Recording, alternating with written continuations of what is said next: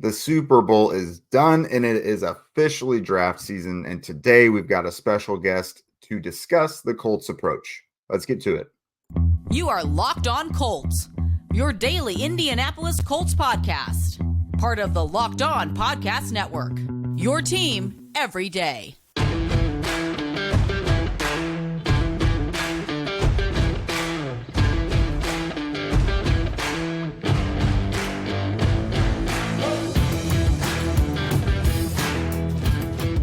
All right. Thanks for tuning in and making us your first listen of the day. This is your daily podcast covering your Indianapolis Colts, part of the Locked On Podcast Network, your team every day.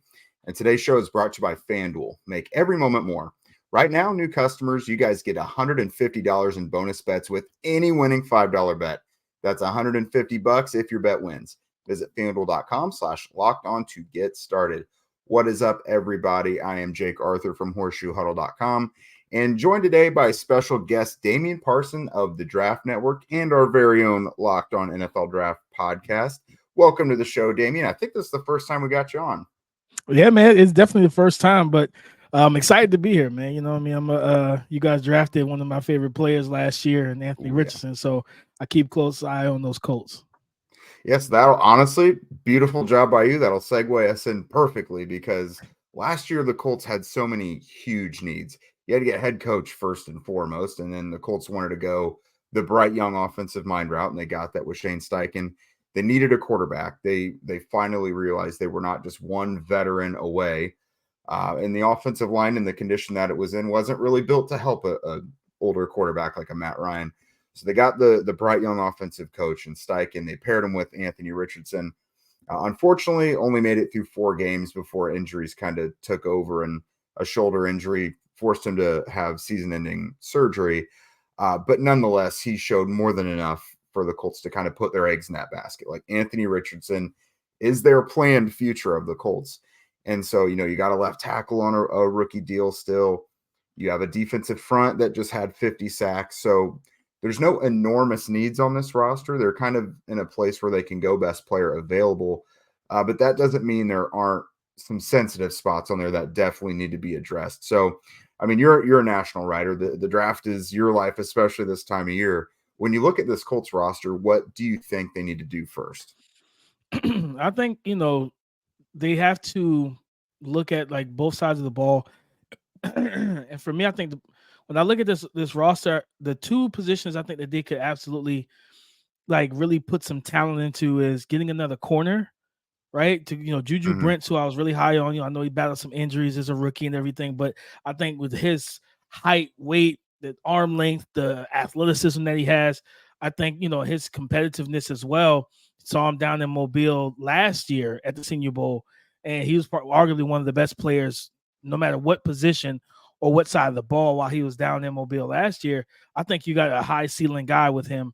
Getting another corner to go opposite side of him, because you always think about just kind of what you're dealing with, whether it's dealing with DeAndre Hopkins and Treylon Burks in Tennessee, whether it's Christian Kirk, if they bring back Calvin Ridley, or if they decide to draft the receiver for the Jacksonville Jaguars, right? Like, just looking at this division, of course, Tank Dell, Nico Collins, if they can get John Mechie going, like you want to have the ability to say, you know what, I always talk about this, like building the wide receiver room like a basketball team, having that point guard all the way through the center. You want to have your cornerback room similar. Like, you don't want a bunch of 4s trying to guard a point guard, right? Like we've seen, we all watch basketball at some point, whether it's the March Madness or the NBA playoffs. You don't want Nikola Jokic on Steph Curry on the 3-point line. It's just not what you want, right? So, I think that's what you want to have, that versatility where you can mix and match if you go man to man, where you can be versatile, right? And I think adding another corner, a guy that is probably a little bit smaller, more twitchy, change the direction type of corner, man-to-man guy would pair very well with Juju Brents, but also the tight end position.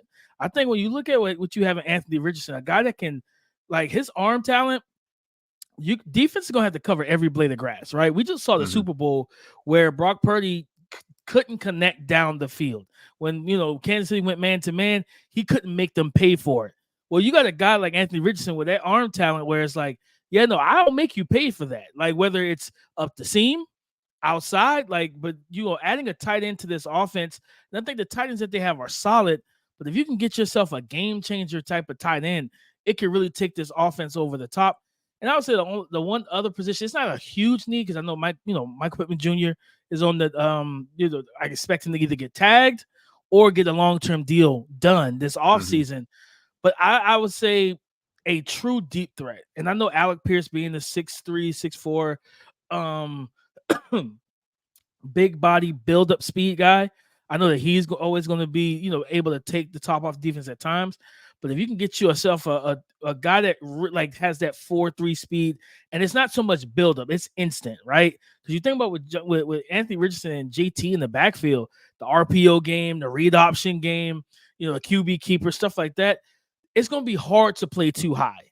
It's going to be hard to sit with two high safeties, 10 to 15 yards back, and try to take it with a deep ball when you got a potent rushing attack in your backfield. So I think getting that other receiver that can really, okay, you want to go single high, or if dear God, you go cover zero, we're going to make you pay for that, right? We have a speed threat that can run that bang 8, a speed threat that we can run the go route, and he can absolutely take off. So I think those are the things that the three positions I look at most that I would love to see them address this offseason. Yeah, and that pretty much mirrors what they've even, acknowledged as soon as the season has ended. They want to get more explosive on offense, and they know they need it on defense as well. So offensively, I'm right there with you. I don't really see an instance where Michael Pittman Jr. isn't there. Josh Downs looks like a dude, that's a slot guy you can really rely on. It's like you wish you knew more about Alec Pierce to this point, because you can see he is growing, getting a little more well-rounded. But without Anthony Richardson back there, for 2 seasons now, he's a downfield specialist, and he just has not had quarterbacks that do that. Gardner Minshew, Matt Ryan, all those guys, that's not them. And so you wish you knew more about him at this point, but in the NFL, you don't have time to sit around and wait for everybody. So I'm with you. If a field stretcher falls into their lap, I think they would be open to that. They do want to get more explosive. I think they'd be probably willing to find that in rounds 3, 4, 5. But again, we don't know what's going to happen in this draft. If one of these top few guys is there, it could happen.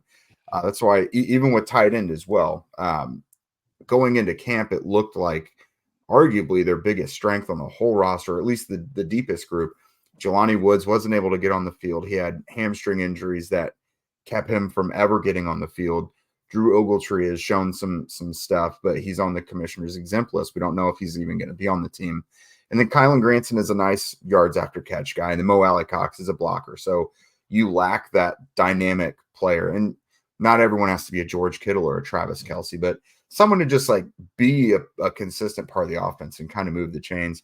And then cornerback, exactly. Like Juju Brents is kind of like Anthony, where injuries kind of dictated the season, but you've seen enough to know you want that guy out there all the time. Jalen Jones was nice on the other end. I mean, 7th round pick, you don't get that much production that often. Thanks. So that was great, but that's not why you drafted him. You didn't draft him to be the starter there all the time. And they need more playmaking in the secondary. They really do. Kenny Moore and Julian Blackmon are your biggest playmakers in the secondary, but they're both free agents. I mean, Blackmon is a little younger, mid-20s, but Kenny is going to be on the wrong side of 30 very soon. I think he might already be 30, if not by the start of the season. So that's definitely a few areas I think we can all agree on that they need to add. And I don't know if the offense will happen in the first round, but it feels like this is a special draft for them, where defensively they should be able to have some really quality players right there at 15, and maybe such a large group that they like that they could even trade down a little bit and get one of those guys, recoup some assets. So coming up, we're going to, we've kind of identified those needs. Now, which players in this draft early on kind of fit those needs the best? We'll chat about that in a minute. DoorDash went all out for game day, and they DoorDashed stuff from all the ads to one lucky winner. Cars, snacks, even tax software. Somehow they pulled it off. I'm a little salty that it wasn't me. I did not win, but I got to hand it to them. It was one heck of a delivery. If you didn't have the chance to hit the grocery store last weekend after all the big game commotion, or maybe your bar cart has been mysteriously cleared out, you got to hit up DoorDash to stock back up for the week ahead. Whatever watch party or anything party you've got coming up, get it delivered with DoorDash. Football season may be over, but we're in the thick of basketball games, the school year, and we all know winter ain't done yet. I can think of a million reasons daily to order DoorDash, and oftentimes I do. So hop on the app and make your day a little easier. Get dinner for tonight, groceries for the week, or a consolation prize for your sad friends over in San Fran, all on DoorDash. DoorDash, your door to more. Head to DoorDash app to get everything you need delivered.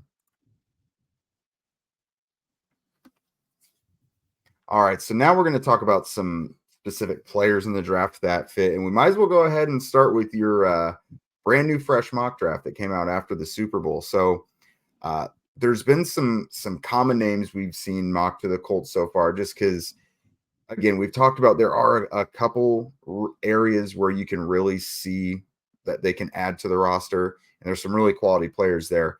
One of my favorites is someone you added to him, Terrion Arnold, the cornerback out of Alabama at 15. Man, Terrion Arnold, like he, corner slate safety, a guy that really took a step this year, right? And I remember listening to him. I think it was either a practice press conference or after a game, where early in the season, I think he made some mistakes in the game. It might have been a Texas game, if I'm not mistaken. And then, like, I think he got berated by Saban, right? Saban doesn't go for the mistakes. Yep. So Saban got on him, and the professionalism, the maturity of this young man to take that coaching and take it in stride and be like, no, I know where I messed up. Coach is right. Like, I made my mistake, and just watching him evolve and grow. Out of all the corners in this class, I think he is the best mover in terms of speed, agility, transitions, hip fluidity. A guy that like can play man to man very well, be in the hip pocket, be a sticky cover corner, but also zone coverage, right? Like there's reps of him in the slot, him out wide, him playing cover 3, out wide, him playing the cover 3, kind of that hook curl defender or whatnot, out of the nickel. A guy that baits quarterbacks in the throws. He's got really good ball skills, but that twitch and explosiveness, especially driving and clicking and closing downhill, man, I think he's such a scheme versatile player. And the thing I love about him most, me and Keith talked about this, he's physical, right? Like you don't see corners that want to play at the point of attack in the run game or the screen game, right? Defeating stock blocks. Those big receivers want to go work up to him and block him off, let whether it's a running back screen into the flats, flare out, or just a bubble screen, he does a tremendous job destroying those blocks, deconstructing them, meeting those guys at the point of attack, but also making a play. I think it was the SEC championship game where Georgia tries to, I think they ran a toss sweep to his side on like 4th and 1. And he triggered downhill, evaded the block, and then made a big hit on the running back in the backfield for a loss and gave his offense the football back. So you're talking about walking in to the NFL with that type of coverage ability, the ball skills, but also the physicality where, those type of plays get defensive coordinators amped. Because it's like, we can stop the run on the outside, on the perimeter, inside. We got backers, defensive line. Because typically, what do you do? If like, man, if I can't run between the tackles, I'm gonna pitch it outside. Let's take advantage of these corners who don't want to tackle. Terrion Arnold wants to tackle. So I think pairing him with Juju Brents, like, it was a situation where I was like, all right, if Brock Bowers falls, that's where the discussion would be for me. It's like Terrion Arnold or Brock. Do I want to give them a stud corner, or do we go with the elite caliber pass catching tight end at 15? And I think that's where honestly, I think Brock could be there at 15 potentially. The way that things could shape out and shake out. So getting Terrion Arnold, I think that was like a huge get for this defense. And then allows them to in second, third round, like you said, finding that explosive receiving threat, whether it is, I mean, heck, you're talking about adding another tight end, a Jatavian Sanders from Texas, a guy you can put at that tight end spot, put him out into the slot, put him out wide, and kind of funnel the passing game through as your kind of number one type of tight end. He's a very very talented pass catcher as well. But again, if you're looking at receivers and, whether it's Jacob Cow and you have, a lot of different body types and athleticism traits at the receiver position. So I was like, you know what? Let's go Terrion Arnold here because I want to give them two young bookend corners that you can really allow to live on the island, and everything else would be a lot easier for your defense. Yeah, that feels like the most likely scenario if available for the Colts. I think he fits that Gus Bradley and Ron Milas mold for the cornerbacks really well. We saw them really hammer that last year with Brents, Darius Rush, and Jalen Jones. I think Arnold fits that. I like that you mentioned his aggressiveness because that's the thing they've talked about. You cannot be a good run defense unless your corners want to mix it up too. And Brents definitely does. And Arnold doing that as well would be huge because Grover Stewart was gone for 6 games last year, which was the biggest issue to their run defense at times. But then when you had cornerbacks out there, when Brents was hurt too, that didn't want to tackle as much, that was a huge problem. So if your 3 corners are Juju Brents, Terrion Arnold, and Kenny Moore, 3 corners who love to hit and love to sniff out the screen game, that's huge. Kool-Aid McKinstry and Nate Wiggins are a couple other common guys we see mocked to the Colts at 15. But Bowers, I think right now is the fan favorite. He's flashy. He's a pass catcher. It's the sexy pick. And I could see the Colts doing it. They love to use those multi-tight end sets when they've got guys they feel can fit those roles. But I think the biggest question people have about him is we know he's a playmaker with the ball in his hands, but what is his likelihood of being a solid blocker in the NFL? How much have you put into that so far? That's the biggest concern that I have outside of Georgia made things easy for him. In college where he didn't face a lot of press man to man, even though he played a lot in the slot, like playing detached from the line, he didn't face a lot of tight man to man coverage. And when he did, it wasn't, I felt like it was like, man, he's not used to it. So release packaging, using his hands to clear guys. I was like, he just needs more reps against this and then he'll be fine. But the run blocking is probably the bigger thing because he's also a little on the undersized, on the spectrum. He's 6'3", 6'4", 230. So yeah, he's not going to be the rep we saw. I think it was the NFC Championship game where George Kittle takes Aiden Hutchinson for a ride. We're probably not getting that out of Brock Bowers. I'm gonna be honest with you. Excuse me. I don't think we're going to get that, but I do think that he can. To me, he's more of a space blocker, a climber. Getting up to the second level where he can deal with nickels, safeties, and pick off some linebackers. You talking about putting them in line and having to deal with Trayvon Walker from Georgia, who is his former teammate. I don't really like those odds. I think Trayvon's gonna be able to win that matchup, and win it fairly easily. Josh Allen from Jacksonville, right? Do you want him against Will Anderson Jr. trying to block him in the run game? I'm not too sure about that, right? So it's in that situation, that's where you kind of have some drawbacks. It's okay, how do we still effectively run the ball with him on the field? Right. And I think that's where you look at him as more of a, like I said, climbing to the second level, but also with so much split flow action in the NFL now, him coming backside as that slice blocker on split inside zone, split wide zone, things like that, where he's not having to deal with the man-to-man down blocking, trying to move a guy off the spot, reset the line of scrimmage. He could just come right underneath right behind the offensive line, take out, and whether it's chop block that backside defender, whether it's a stand-up defensive end or outside linebacker, take their, chop their legs and their knees out, take them out of the play, and allow the running back to be able to gain, or quarterback in this situation, because you can always do QB keeper off of that, and allow whoever's a ball carrier to have an advantageous box count, right? Because when you take out that backside defender, it makes it a lot easy.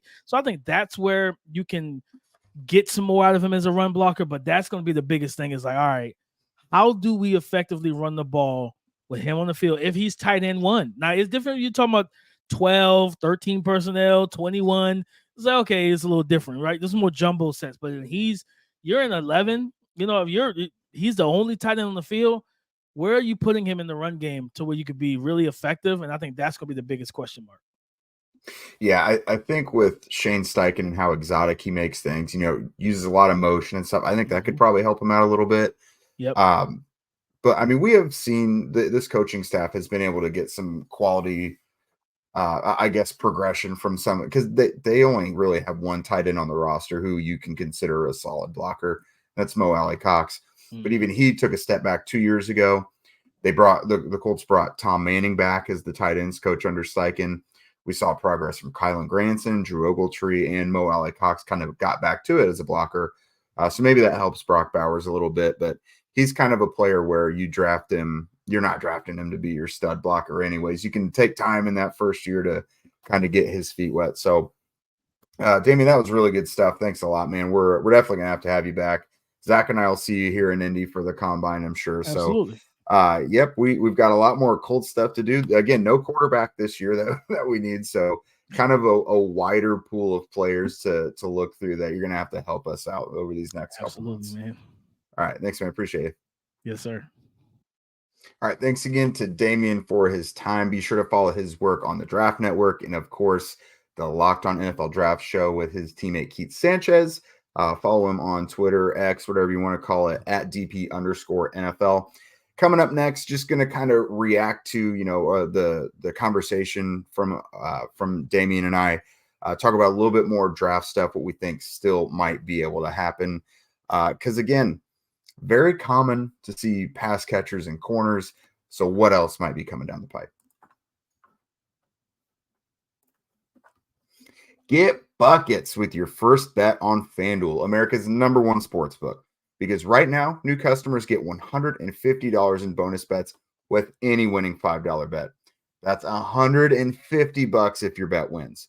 Bet on all of your favorite NBA players and teams with quick bets, live same-game parlays. That's what everyone is into nowadays, the parlays, exclusive props, and more. Just visit FanDuel.com/lockedon and shoot your shot. FanDuel, official sportsbook partner of the NBA. All right, so I'm glad Damian mentioned on his own a lot of the guys that we've all been talking about for a bit, and that's Brock Bowers kind of being the belle of the ball right now. I think he's probably in most Colts fans' top 2 or 3 prospects that they would like to see land here in Indy. Terrion Arnold as well. You've kind of got a little mashup of corners there in the middle of the first round. Cornerback's kind of wide open. I do feel like NFL teams are probably a little higher on Arnold and maybe even Quinyon Mitchell from Toledo and another standout from the Senior Bowl. But again, you got Nate Wiggins from Clemson. You've got Cooper DeJean from Iowa. There's a lot of guys in the mix here. So we'll see how that kind of all shakes out. Personally, I think Arnold really, really fits Bradley well. You look at his teammate Kool-Aid McKinstry, also as well, he's got bigger questions about his movement, his fluidity, his deep speed, but he's got the ball skills as well. He is also tough. He's kind of more like your Juju Brents, I guess you could say. Some of the same question marks you have about Brents, you probably have about McKinstry, but that's someone who can answer a lot of questions at the combine with his pre-draft workouts and things of that nature.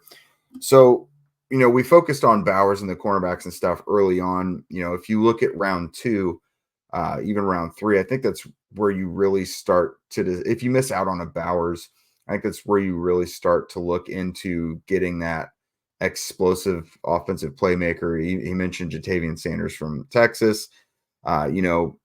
This guy's probably more around 3-4, but like Ryan Flournoy, the receiver from Southeast Missouri State. I think a guy like that fits really well because you're not drafting him early enough and he's probably not ready enough to be a heavy contributor year one. And you're probably not ready for someone to eat into like Alec Pierce's snaps yet. But that's someone perhaps he could contribute in the return game and alleviate some of Josh Downs' workload. And you just kind of give him a small role, like the Isaiah McKenzie role, for example, in year one. And then year 2, you really work him in. He's more of a field stretcher. Damian mentioned not just work up deep speed like Pierce has, but like instant speed and quickness. And that is definitely something that Flournoy has. There's several guys in the draft this year that kind of fit that downfield stretcher mold. So I think the Colts will be able to address that explosive playmaker in their first 3 or 4 picks. I think cornerback is another one they should be able to address as well. Defensive tackle is one I'm really interested in for them, because how much longer is DeForest Buckner going to be in a Colts uniform? If the Colts aren't ascending like they want to by the time that contract is up, I mean, how much is he going to want to stick around? He's going to want to win that Super Bowl before his career is up. So it may not be such a slam dunk that Buckner resigns when his time comes up. Grover Stewart, I mean, he's a free agent. I think we're all pretty confident he'll be back. But again, you need help behind him. Eric Johnson hasn't really fulfilled that yet. Adetome Adebawore is a very talented player, but we don't know how he's going to translate yet. And again, we saw how it was without Grover Stewart last year in those 6 games. Taven Bryan, nice player against the pass generally, but you're not really wanting him to fill in for Grover Stewart against the run. Even when Grover was back, but off of the field taking breaks, we know how it looks. So if you get like a Byron Murphy from Texas, I think is probably more likely than his teammate Tavondre Sweat. Sweat just doesn't necessarily fit what the Colts have normally gone for with their defensive lineman before. He's kind of a bigger, less twitchy, less rock bulked up type of player. Could be wrong. I mean, maybe they decide to kind of buck that trend. We've seen Chris Ballard go for a Josh Downs type now for the first time. So we'll see how that goes. But draft season is just getting heated up. Zach and I are going to have a ton of stuff for you. We'll have guests like Damian coming on, lots more people to come on and just talk about their favorite draft prospects. Again, since the Colts don't have a quarterback need this year, they don't need, left tackle. They've got a really good left tackle and a rookie deer in Bernard Raymond. Defensive ends, we really like them. I mean, although they could use an extra one, we're going to learn a lot about a lot of different players, and I think this is going to be a really big offseason for Locked On Colts. So hopefully you guys hang around here with us. But also, Locked On has launched the first ever national sports 24/7 streaming channel on YouTube. Locked On Sports Today is here for you 24/7, covering the top sports stories of the day with the local experts of Locked On, plus our national shows covering every league.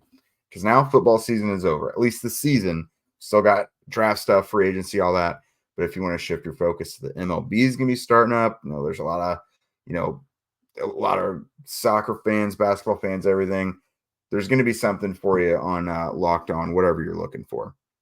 So after this, go on to Locked On Sports Today on YouTube and subscribe to the first ever national sports 24/7 streaming channel. And if you don't already, follow at Locked On Colts, at Jake Arthur NFL, and at Zach Hicks 2 on Twitter. Also subscribe on YouTube and wherever you listen to podcasts. We would also love your ratings and reviews as well. And with that, we will see you guys tomorrow.